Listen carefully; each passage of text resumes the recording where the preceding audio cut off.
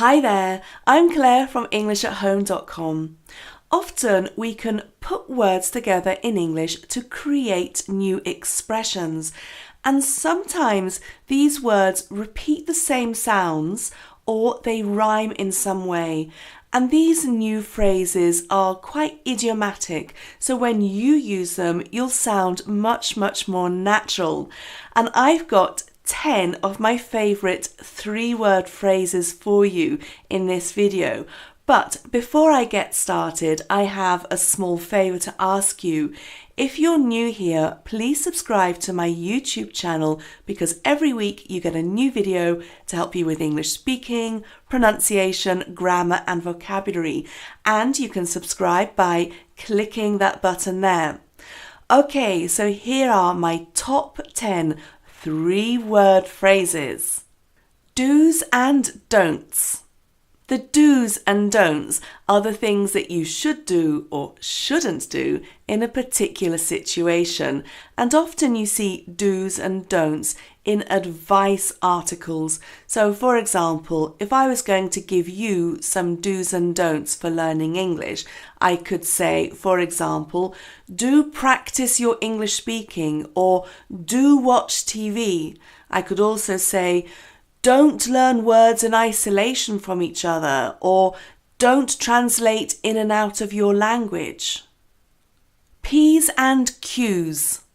P's and Q's means please and thank you. So it's an expression we use to mean being polite. For example, don't forget your P's and Q's when you go to someone's house for dinner. But there's another expression, another 3-word phrase meaning P and Q. And here the P stands for peace and the Q stands for quiet. So for example, I'm looking forward to a bit of P and Q this weekend. Ins and outs.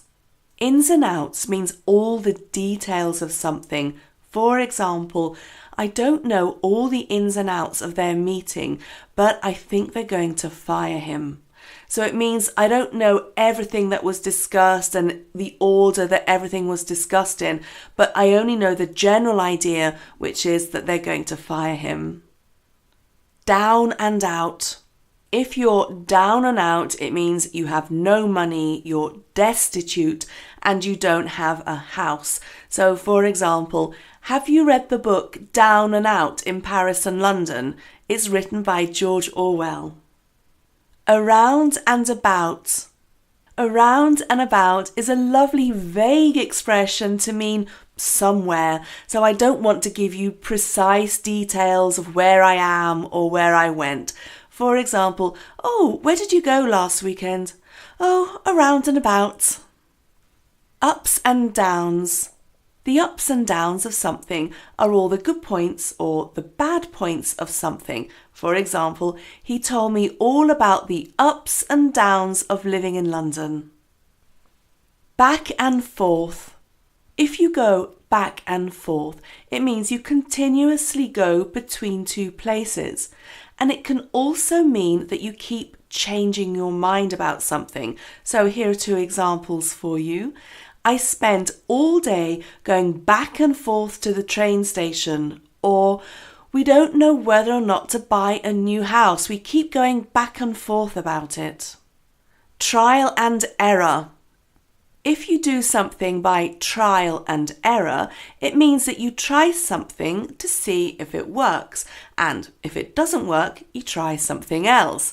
So, for example, how did you get the Wi-Fi printer to work? By trial and error. Dribs and drabs. Dribs and drabs means small quantities of someone or something. So, for example, my students never come in at the same time for the first lesson of the morning. They arrive in dribs and drabs. So, for example, I might get 2 students. Then 2 minutes later, I might get 3 students. Then a couple of minutes after that, I might get another 2 students. And are. If you and are, you can't make up your mind about something. It's like you're saying, So, for example, I invited them round this weekend, but they're umming and ahhing about it. They're umming and ahhing. Up and running. This is your bonus 3-word phrase, and up and running means already started. So, for example, their new company is up and running. Please let me know which of these 3-word phrases you like best. You can leave a comment below. If you would like to see 30 more 3-word phrases, you can click the link there. And I also have a page and a video on 2-word phrases, and these are phrases like flip-flop or so-so, and you can check those out by clicking this link. Don't forget, if you would like more free English, you can also join my email group, and this is the last link, and you can click it there. Each week I'll send you extra tips to help you learn English, and you get free tips on English grammar, vocabulary, pronunciation, and so on. Okay, thanks for watching. Bye.